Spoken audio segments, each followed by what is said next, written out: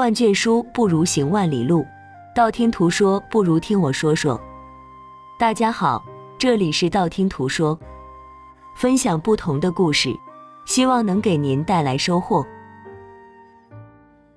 周振乾乃大同府怀仁人士，其祖上靠贩卖货物发家，历经几代积攒下庞大家业。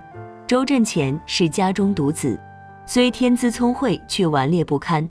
开蒙求学期间，屡施诡计将教书先生气走。长大后，周振乾顽劣心性比以前更甚，犹如一只拴不住的猴子，成天胡作非为。在这种捧在手心怕摔，含在嘴里怕化的环境中长大，加上家中富裕，周振乾似乎应该嚣张跋扈，目中无人。其实不然，他性子顽劣不假，却豪爽大方，遇不平事要踩，见可怜人要帮，大有侠士之风。然天有不测风云，周振乾18岁那年，家中突遭变故。到周父这一代时，周家的产业已经扩展到了与蒙明开展边境贸易。正当生意如日中天之时，朝廷在周家的货物中发现了刀具等违禁品。没过几天，周家就遭受到了灭顶之灾，耗尽全部家产，打通各种关节后，周家虽然逃过了一劫，但却彻底败落了下来。对于这场突如其来的变故，周父无法释怀，郁闷之下一病不起。临终前，周父将一封书信交到了周振乾手中。看着这个不成器的儿子，周父满眼不舍。乾儿，为父看来是时日不多了，我死后，你可拿着这封信前往大同府陈正山家中投靠。我当年对他有恩，你和陈秀姑早有婚约，那陈正山是重情守义之人，谅他也不会做出背信弃义之事。只是你顽劣成性，也该改改性子了。此时，周振乾早已哭成了泪人，跪在那里只顾低声抽泣。乾儿，在陈家落脚之后，你一定要设法打探出到底是谁陷害了咱家。一天找不到仇人，我就一天也不能瞑目。喘了一口气之后，周父继续说道：你从小到大从未听过我的话，这是我最后一次和你说话了，以后你就是想听也听不到了，但愿你不要让我失望。说完，周父便盯着周振乾看了起来，似乎在等周振乾的回应。周振乾连忙重重地点了点头，见儿子答应了，周父这才闭上了眼睛。这是周振乾有生以来第一次听父亲的话，但遗憾的是，也是他最后一次听。匆匆埋葬了父亲之后，周振乾便怀揣书信朝着大同府去了。虽说有婚约在身，但毕竟是10年前的事情了。再说，当年订婚约的时候，周家还是望族，现在却一贫如洗，门不当户不对的。陈正山还能信守当年的承诺吗？陷害他家的到底是谁？周振乾自打一生下来就衣来伸手饭来张口过着锦衣玉食的生活，从未过问过任何家里的事情，活脱脱一个纨绔子弟，他能担得起父亲的重托吗？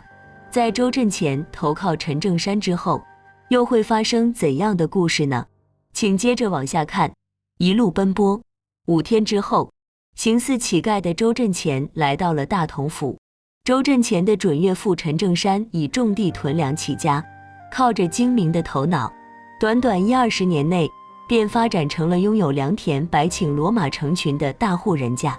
陈正山拥有一颗精明的头脑，当年与周振乾的父亲结交时，看上的是周家的财力，这才有了将女儿许配给周振乾的想法。得知周家出事之后，势利的陈正山便有了悔婚之意。就在他抓耳挠腮，想着如何毁掉婚约的时候，周振乾找上门来了。一听说周振乾来了，陈正山顿时惊出了一身冷汗，真是怕什么就来什么。既然他已经找上门来了，还能把他赶走吗？一番思量之后，陈正山决定先将周振乾收留下来，等想好万全之策后再做打算。虽说收留下了周振乾，但陈正山不仅以外出不在家为由不见他，更为离谱的是，陈正山竟然让他住到了一间柴房里，这种待遇简直连对待乡下的穷亲戚也不如。周振前虽说顽劣，但他并不傻，从下人对他的态度就能看出来，陈家这是要悔婚。经历了这场变故以后，周振前仿佛成熟了许多。对于这门婚事，他原本就没有抱多大希望。他之所以来到陈家，最重要的原因就是为了当一回听话的孩子。在陈家待了5天之后，陈正山始终没有露面。听给他送饭的下人说陈正山外出谈生意去了，但从下人说话的语气中，周振前感觉出来了，陈正山就是躲着不想见他。刚来的时候每天还能吃到热乎乎的饭菜，3天后1天能吃到1顿剩饭剩菜就很不错了，这不明摆着逼着自己走吗？经过一番思量之后，周振前决定离开陈家。第6天早上，就在周振前要离开陈家之时，陈正山派人将他叫了过去。一见周振前，陈正山就面带愧意地说道：“贤侄，你受苦了，我有事外出了几天，昨天夜里回到家之后就听说你来了，高兴的我是一晚上也没合眼。怎么样，住得还习惯吗？”见陈正山这般表演，周振前当即就傻了。什么外出有事？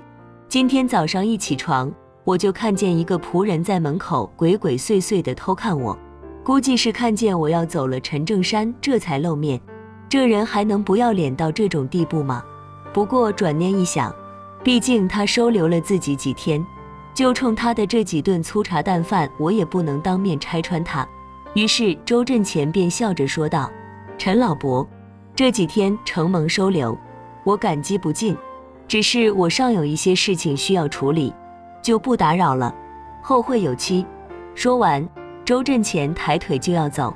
见周振前要走，陈正山的心里顿时乐开了花，可表面上他还是装出一副万般不舍的样子。贤侄，这是为何？难道是嫌我招待不周吗？周振前没有理会陈正山，转身掉头就走。看着周振前的背影，陈正山长长的出了一口气。他的这口气尚未出完，门口突然闯进来一个人。看到来人，陈正山瞬间脸色大变。来人大约20多岁，一副吊儿郎当的样子，一看就不像是个好人。周振前见来人一副不怀好意的样子，随即停下了脚步，朝着那人看了过去。陈老头，事情考虑的怎么样了？来人嬉皮笑脸地说道。张公子，什么事情？陈正山结结巴巴地说道。陈老头，你别给我装傻充愣，今天我来就是要你个准话，说吧，这事情到底成不成？张公子，那天我不是早已经告诉你了吗？小女早就许配人家，你就不要纠缠了。许配给谁？就是那个周家吗？那周家早就家破人亡了，周老头那个不成器的儿子还不知道死活呢。怎么，你想让女儿嫁过去就守寡吗？听这位姓张的公子说起了自己，周振前不由得往前凑了几步。就在这时，一个女子从外面急匆匆地走了进来，指着张公子大声骂道：“张四毛，你就趁早死了这条心吧！你们张家上下什么德行，我还不知道吗？哼，本小姐便是嫁猪嫁狗，招赘一个二傻子也不会趁了你们张家的心。”听了女子的话，周振前明白了，眼前之人正是与自己已有婚约的陈秀姑。陈姑娘，你不要生气吗？我这还不是为你好吗？你想想，那周家早就没落了，你这不是明摆着往火坑里跳吗？一边说，张公子便往陈秀姑的身边凑了过去。见张公子这般无礼，一旁的周振前再也忍不住了，随即上前一把拽住了张公子。见一个叫花子打扮的男子坏了自己的好事，张公子顿时恼羞成怒：“你是谁？哪里冒出来的乡巴佬？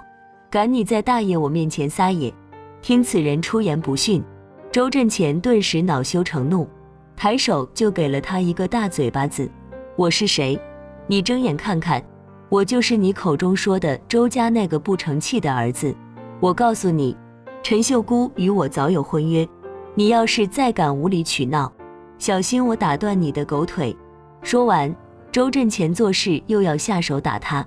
见周振前一副凶神恶煞般的样子，张公子不敢继续纠缠，随即撂下一句狠话，灰溜溜地走了。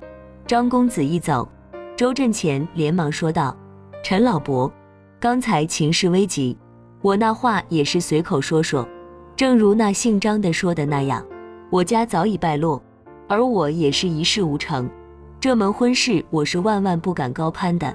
说完，周振前就要走，就在此时，陈正山却将他拦了下来。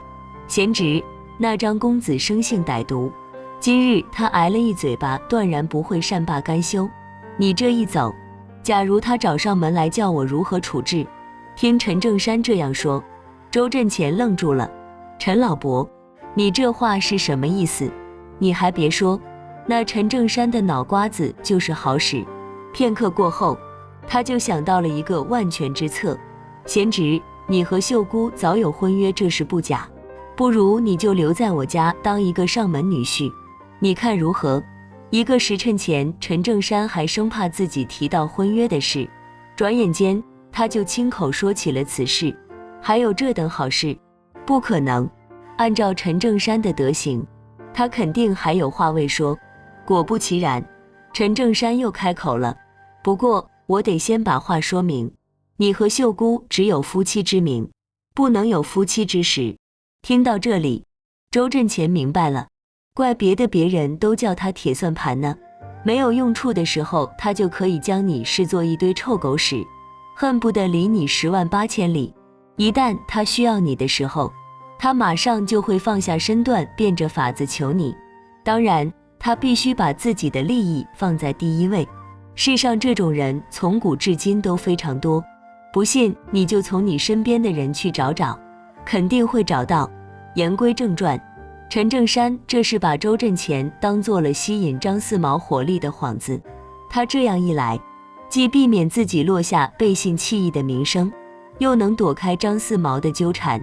这一石二鸟之计，正是算计到家了。那周振前又该如何应对呢？思量了一会之后，周振前做出了一个重要的决定，他答应了。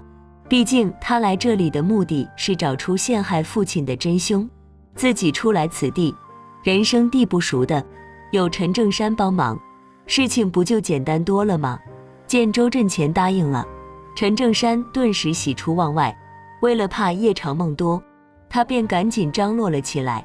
虽说周振前和陈秀姑的婚事是假的，但至少表面上看起来的像那么回事。在陈正山的张罗下，婚礼很快就举行了。因为是假夫妻，成婚后，周振前和陈秀姑这两人并未住到一起，周振前依旧住在那间柴房里，除了一日3餐外，陈正山每月还给他点零花钱，不过这点钱少得可怜。对于陈正山的这般态度，周振前倒是没有往心里去。在他心里，只要能找到陷害父亲的真凶，自己吃点苦又算什么呢？转眼间，周振前来到这里已经3个多月了。这3个月里，尽管周振前费了不少心思，却依旧未能发现半点线索。周振前不免有点焦急了起来。在这期间，张四毛那个无赖也未曾前来纠缠。见事情已经平息了，周振前没了用处，留在这里还得管吃管住管零花钱，陈正山便又有了将周振前赶出家门的想法。终于机会来了，这一日午后，周振前又出去转悠了一圈，见天色已晚，他便急匆匆地朝着陈家赶了回去。不料经过一片乱坟岗时，冷不丁从路边窜出2个人，这2个人显然是特意在等他。只见一人拿着事先准备好的麻袋，直接就套在了周振前的脑袋上，另一人抡起手中的木棍就朝着周振前的脑袋上砸了下去。猝不及防之下，周振前压根就没有没反应的时间，他只觉一阵剧痛，随即什么也不知道了。将周振前打晕之后，2人又捆扎好麻袋口，抬着麻袋便去了河边。到了河边后，两人在麻袋上绑了块石头，随后便将麻袋扔进了河里，也算是他命不该绝。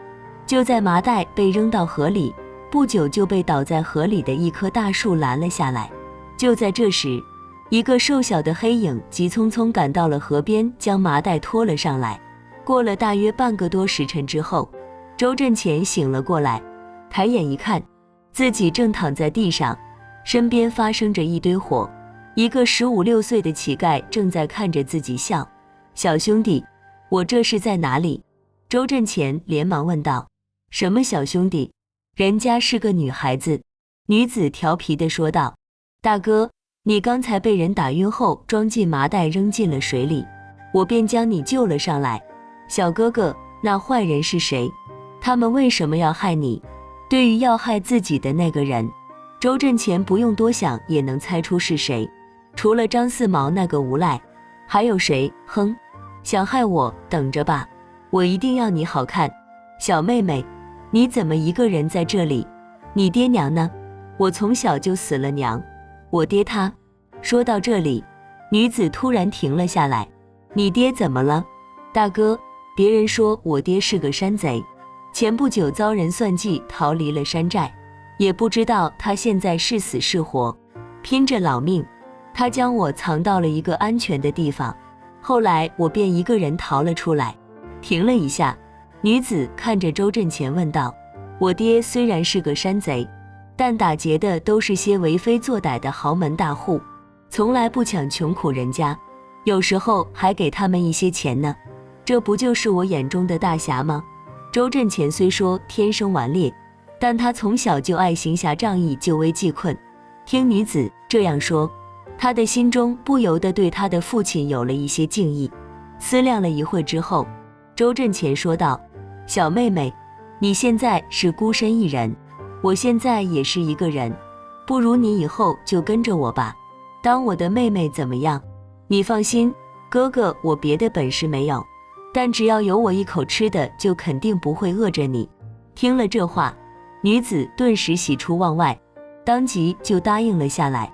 第二天一大早，周振前便带着女子回到了陈正山家，见陈正山一夜未归，又见他带着一个女子回来了，陈正山当即就恼羞成怒，于是便拿着这些事情大做文章，要卸磨杀驴。振前，你好歹也算是我陈家的姑爷了，这整夜不归算怎么回事？还有这个女子又是怎么回事？你怎么将她带回来了？不要忘了，你现在还是寄人篱下呢。哼，陈正山怒气冲冲地说道。为了这个女子，周振前决定拉下脸来求求陈正山。陈老伯，这位姑娘救了我一命，我见她孤苦伶仃的独自在外乞讨，很是可怜，所以就先把她带回来了，你就发发善心，收留了她吧。陈正山冷笑一声，周振前，你以为我陈家是什么地方？是慈善堂吗？你连自己都管不了，还有闲心去管别人？哼，告诉你，要不是看在你替我解围的份上，我早就将你赶走了，这不是明摆着赶我走吗？人家都已经开口了，若再不走，未免太没骨气。一个男人寄人篱下，已是丢人现眼，现在主人逐客，若还赖着不走，仅剩的那一点点尊严恐怕会荡然无存。想到这里，周振前反而坦然了许多，他朝陈正山长长一揖道，多谢陈老伯这几个月来的收留，我真心感谢过。陈老伯，我周振前来得干净，走也走得干净，咱们两家的恩怨就此扯平了吧，两家婚事就此作罢，日后男婚女嫁，各不相干，就此别过，各自保重。说完，周振前拉起女子头也不回地走了。看着周振前远去的背影，陈正山的脸上不由得露出了一丝冷笑。哼，我就等着这一天。出了陈家大门，周振前略带歉意地对女子说道，小妹妹，原本想着能让你有个安稳的家，没想到却是这样的结果，真是对不住了。我现在什么也没有了，你还愿意跟着我吗？愿意，你是我哥哥，我不跟着你，跟着谁？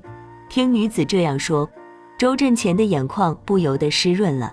哥哥，你别难过，我知道个地方，咱们暂时就先住在那里。走。说完，女子拉着周振前就走。七拐八拐之后，两人来到了一处破败的院子里，随后便在这里安下身来。半个月后的一天夜里，周振前要饭归来，就在他急匆匆赶路的时候，两个面蒙黑金的男子骑着快马从他的身边疾驰而过。就在周振前暗自纳闷之时，一旁的女子拽着他的衣角，轻轻地说道：大哥，马上之人很是面熟，就像是我爹的一个手下。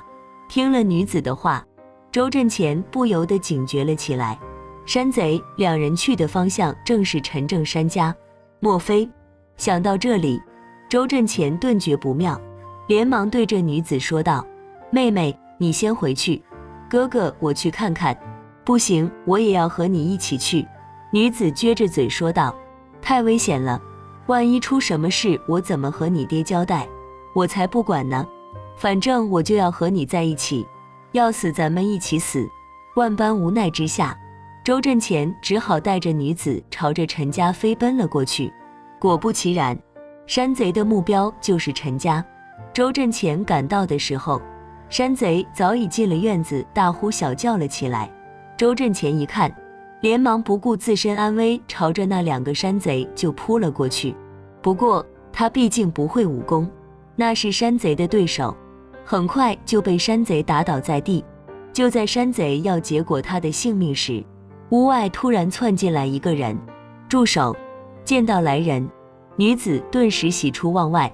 爹！来人冲着女子笑了一声，随后便冲着那两个山贼说道：王老三，别来无恙。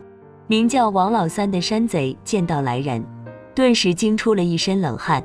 你怎么出来了？来人没有回答他的话，而是上前就给了他几个耳光子，只把王老三打得眼冒金星，嗷嗷直叫。奇怪的是，他并不敢反抗。打了几下后，来人又拿起刀子指着王老三说道：你这个狼心狗肺的东西，我好心收留下你，你却忘恩负义，说你为什么要如此对我？从王老三断断续续的讲述中，周振前这才知道了事情的来龙去脉。原来这个男子就是女子的父亲，也就是山贼刘二。刘二自幼习武，因为误伤人命，这才落草为寇，当了一名山贼。不过他这个人颇有侠士风范，下手的对象不是奸商就是恶霸。3年前，刘二救下了王老三之后，他见王老三心眼活泛，便让他做了二当家。谁知道这个王老三是个极度贪婪之人，对刘二的做法甚为不满，就有了取代他的想法，于是便想出了一个计策将刘二除掉。谁知刘二命不该绝，躲过王老三的暗算之后，便藏了起来，在外流落多天后，无意中发现了女儿的踪迹，但为了怕人发觉，他并没有前来相认，而是暗中跟随。其实周振前在路上碰到王老三的时候，刘二就在不远处。他见周振前跟着王老三来到了陈家，生怕女儿有个闪失，便紧随其后跟了过来。令周振前大感意外的是，那王老三还交代出了一个惊天的秘密，陷害他父亲的就是张四毛的父亲张顺全。原来张家也做边贸生意，与周家乃是同行。见周家的生意越做越大，张顺全便红了眼，于是便勾结王老三，在他家的货物当中放了一些兵器。知道了真相之后，周振前顿时气愤难平，当即就要找那张家算账，但却被刘二拦了下来。兄弟，不用你动手，我来替你报仇。话音未落，刘二手起刀落，随即将王老三和他的同伙砍倒在地。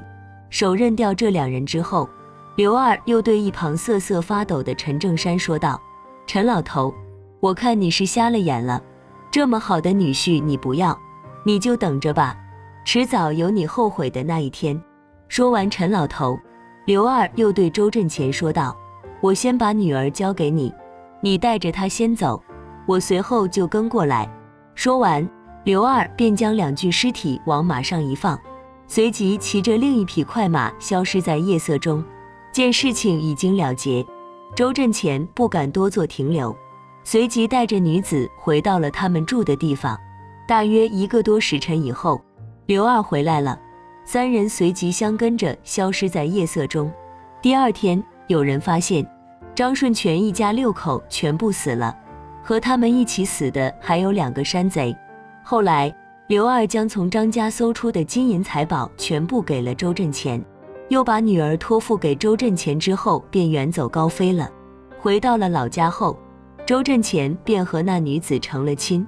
此后，他顽劣之性大收，安心做着自家生意，并且对孤苦之人多有帮助，被人们尊称为大善人。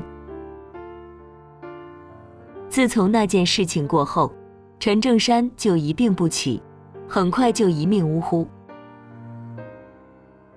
好了，今天的故事就到这里了。